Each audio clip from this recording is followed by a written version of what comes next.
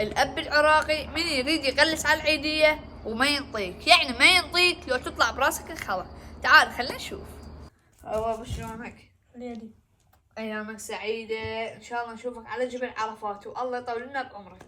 يلا بابا هسه اجى وقت العيدية. وليدي انت صرت كبير وينك وين العيدية؟ المفروض انت تنطينا عيدية. ها بابا يعني انت هيك تشوف تؤمر أمر. يلا بابا اعطيني فلوس اريد اطلع ويا جماعتي المدينة العاب. وليدي وينك وين مدينة الالعاب؟ ايش قدك ايش عرضك؟ راكب البديلة بالهواء؟